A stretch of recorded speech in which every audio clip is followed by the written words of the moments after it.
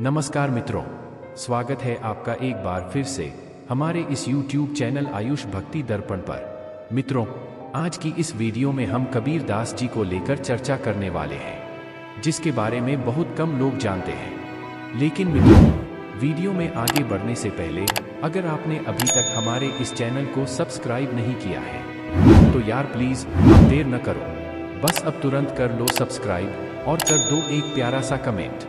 तो चलिए अब शुरू करते हैं। आप सभी तो यह जानते ही होंगे कि साधु संत अपना जीवन सादगी व ईश्वर की भक्ति में ही व्यतीत करते हैं तथा उनके विचार भी काफी उच्च कोटि के होते हैं, इसलिए तो वे इतने सरल होते हैं। मित्रों, कबीर दास जी के बारे में और उनकी दूर दूर तक फैली हुई ख्याति के बारे में सभी लोग जानते हैं। दरअसल यह उस समय की बात है जब बड़ी संख्या में लोग कबीर दास जी के भक्त हुआ करते थे, और उस समय कबीर दास जी के भक्तों में से एक भक्त बनारस के राजा वीर सिंह भी थे। जब कभी कबीर दास जी राजा वीर सिंह से मिलने जाते तो राजा कबीर दास जी को देखते ही उनके चरणों में बैठ जाया करता था और उन्हें अपनी राजगद्दी पर बैठा दिया करता था।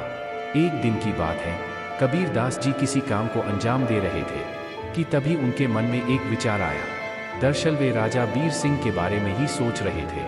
उन्होंने यह सोचा कि क्या वीर सिंह सचमुच इतने बड़े भक्त हैं जितना कि उनके व्यवहार से नजर आता है, या केवल यह सब दिखावा मात्र है। कबीर दास जी इस सत्य को जानने के लिए राजा वीर सिंह की परीक्षा लेने का विचार बनाया और अगले ही दिन वे एक मोची और एक महिला भक्त, जो कि पहले एक वैश्य थी, उसी के साथ राम नाम जपते हुए बनारस के बाजारों में निकल पड़े।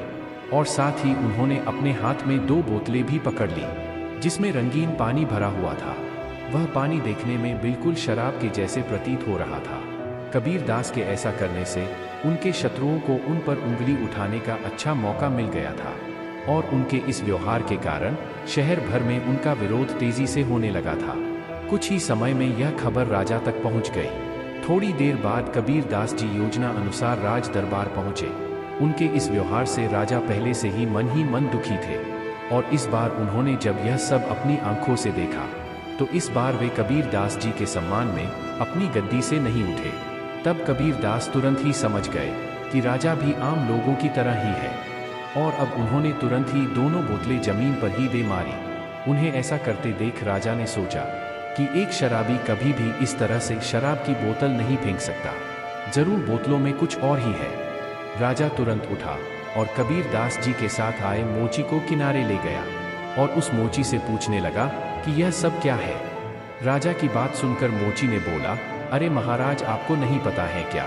मोची की बात सुनकर राजा ने नहीं में अपनी गर्दन हिला दी। तब मोची ने कहा कि हे महाराज, दरअसल जगन्नाथ मंदिर में आग लगी हुई है, इसलिए संत कबीर दास जी इन बोतलों में भरे हुए पानी से वह आग बुझा रहे हैं।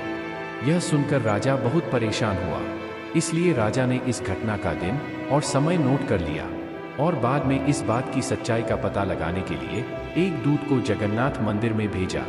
दूत ने जब मंदिर के आसपास रहने वाले लोगों से इस बात की पुष्टि की तो पता चला कि उसी दिन और उसी समय मंदिर में आग लगी थी, जिसे बुझा दिया गया था। जब राजा को इस सच्चाई का पता चला तो उन्हें अपने व्यवहार पर बहुत पछतावा हुआ, और अब संत कबीर दास जी में उनका विश्वास और भी मजबूत हो गया। मित्रों, यह कहानी हमें यह सिखाती है कि कभी कभी हम जो देखकर अनुमान लगा लेते हैं वह आवश्यक नहीं है कि वह पूरा सत्य ही हो, इसलिए बिना सच्चाई के कोई भी निर्णय करना उचित नहीं होता है।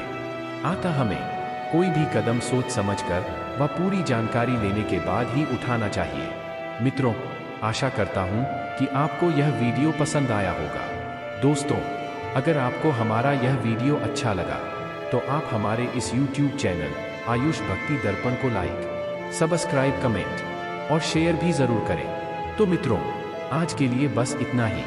अब आगे मिलते हैं किसी नई वीडियो में किसी नई जानकारी के साथ। धन्यवाद।